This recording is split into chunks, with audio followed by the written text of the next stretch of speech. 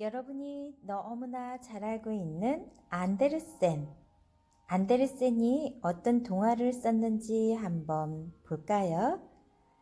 백조가 된 왕자와 엘리자 공주, 아기 돼지 삼형제, 이리와 7마리 염소, 성냥팔이 소녀, 우리는 음악가, 아프리카 꼬마 신사 삼보, 벌거벗은 임금님, 잭과 콩나무, 요술냄비, 헨젤과 그레텔, 백설공주, 부싯돌 왕자, 완두콩 오형제, 백조 왕자.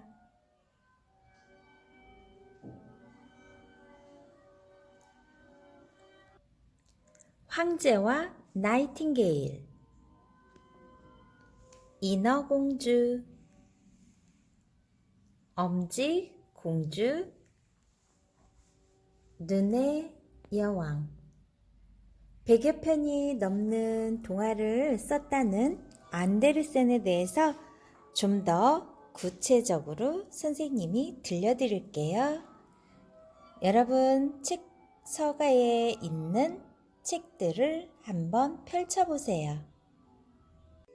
여러분이 너무나 잘 알고 있는 안데르센에 대해서 들려드릴게요. 안데르센은 동화의 제왕이라고 불리며 1805년에 태어나 1875년에 생을 마감했어요. 국적은 덴마크, 출생지는 코펜하겐 오덴세라고 하네요. 안데르센의 성격은 예민하고 관용적이며 열정적이었대요. 안데르센의 직업은 작가이면서 그리고 동화의 제왕이라고 불려요.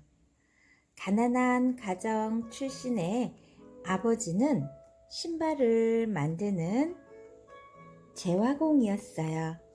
자, 안데르센에 대해서 한번 들어가 볼까요? 안데르센의 아버지는 구두를 만드는 사람이었지만 인생에 대한 열정으로 가득한 사람이었어요. 아버지는 늘 잠자기 전에 어린 안데르센에게 아라비안 나이트를 읽어주었고 이것은 그에게 크나큰 영향을 미쳤죠. 안데르센은 어려서 자선학교에서 공부하며 견습공으로 일했어요. 그는 아버지와 사람들이 들려준 옛날 이야기로 문학에 대한 애정을 키워갔어요. 11살 때 아버지가 병으로 돌아가시자 어머니는 새로 결혼을 하시죠. 그러나 새아버지는 무정한 사람이어서 14살의 안데르센은 호론단신 집을 떠나 코펜하겐으로 가요. 코펜하겐에서 안데르센은 고관과 귀인들의 집을 찾아가 연기를 보여주는 것으로 생계를 유지했어요. 8년간의 힘든 일을 겪은 후 그는 시극, 운문으로 쓰인 희곡을 써서 재능을 나타내게 돼요. 그는 왕실 예술극단의 도움으로 슬라길세 라틴어 학교와 헬싱고르 학교에서 무료로 공부할 수 있게 되죠. 1828년 안데르센은 코펜하겐 대학을 입학해요.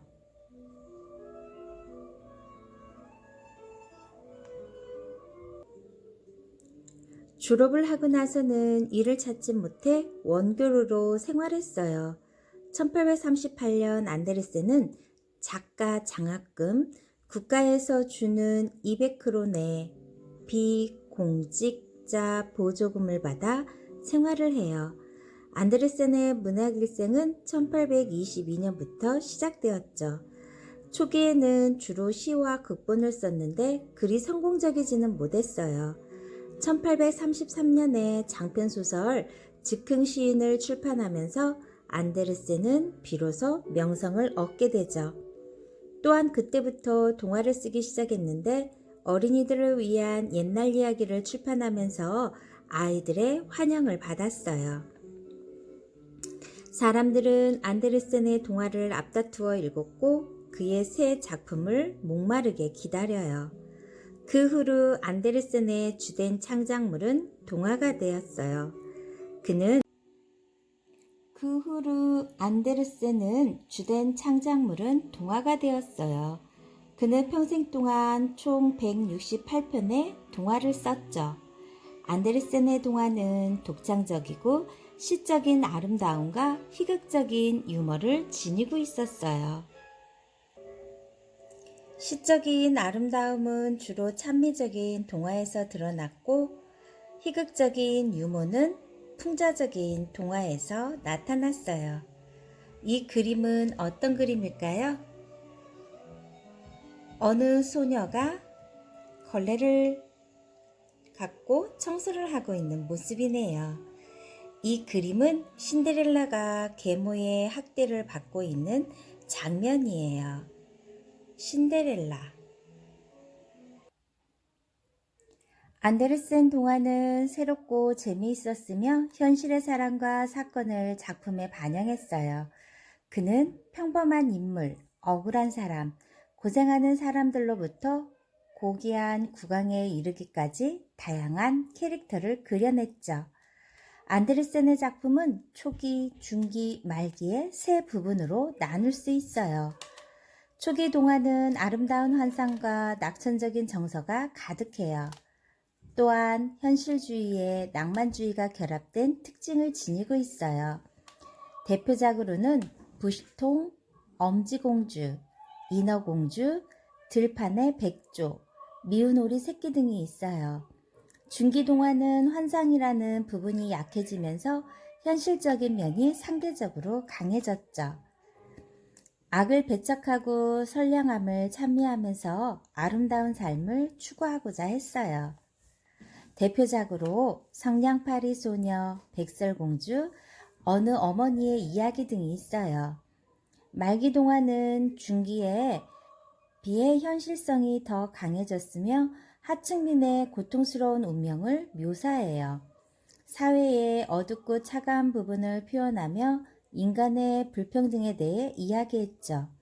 대표작으로는 버드나무 아래에서의 꿈, 저 여자는 쓸모가 없다, 독신남의 나이트캡 등이 있어요.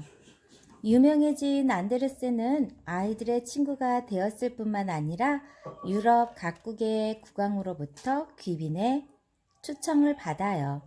이들은 그를 접견하고 가장 명예로운 훈장을 주기도 했죠.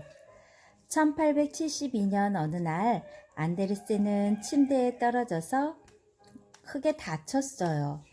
결국 그는 회복하지 못하고 1875년 8월 4일 70세로 생을 마감하게 됩니다. 조금 더 깊게 들여다본 안데르센의 일생이었습니다.